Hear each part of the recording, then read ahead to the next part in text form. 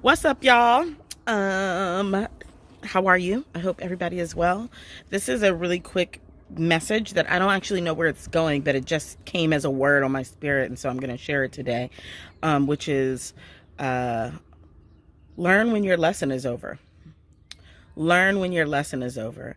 I'm sitting here on my deck, and many of you know, and if you don't know, I live in Aotearoa. I live on Waiheke Island in New Zealand.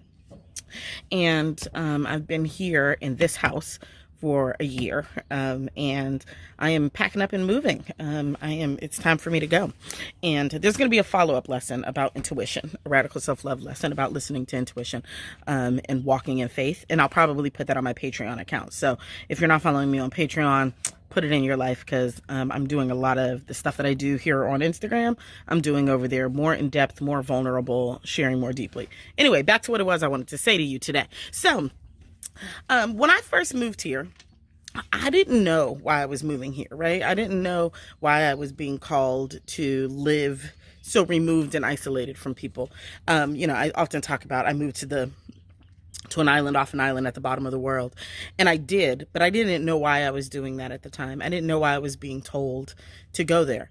But I was being told to go. And at one point when I was house hunting, I drove to this place, and it's called Big Bay. And I drove and I drove. I mean, literally, you drive to the end of the world and you make a left-hand turn and go on another hour. That's how far away this was from anything.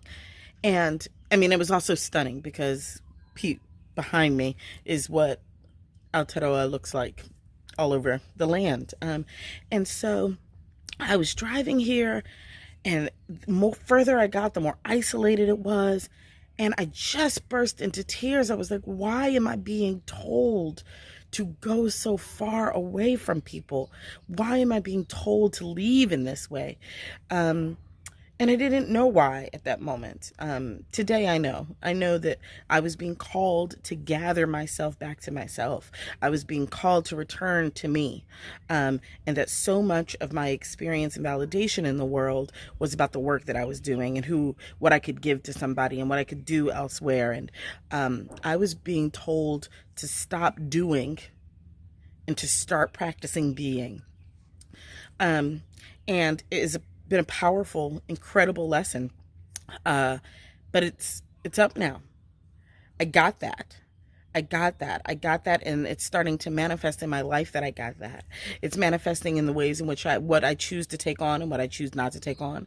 It manifests in the labor that I choose to do and the labor I choose not to do, with the people I choose to engage with and the people I choose not to engage with. Today, I recognize where I am doing in replacement of being.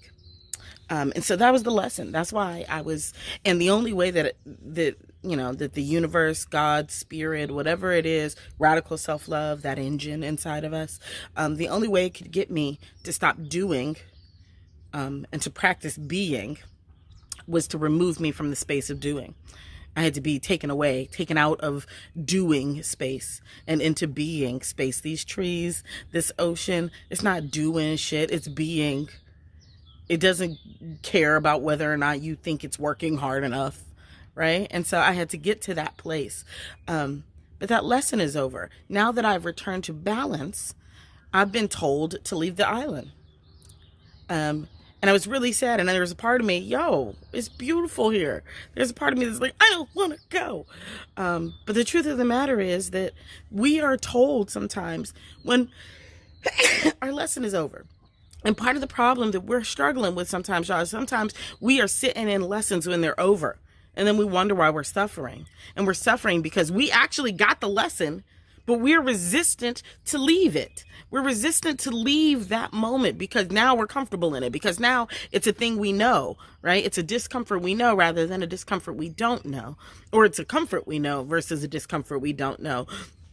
Or because we've got comfortable, don't pitch a tent in an old lesson.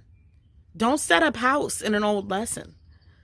Learn your lessons. You have to have a spirit that is flexible enough, to transition and shift as time indicates its necessity.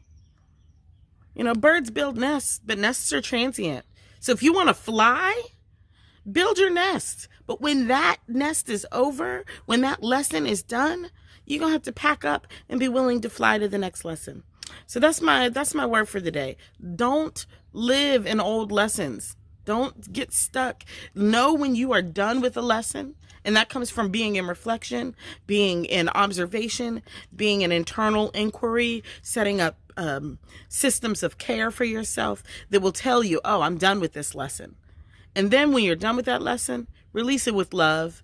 Release it with the gratitude that you had the chance to experience it. And sometimes it's this beautiful, and sometimes it's gruesome and painful. But either way it goes, when it's done, let it go and be open to what the new lesson is.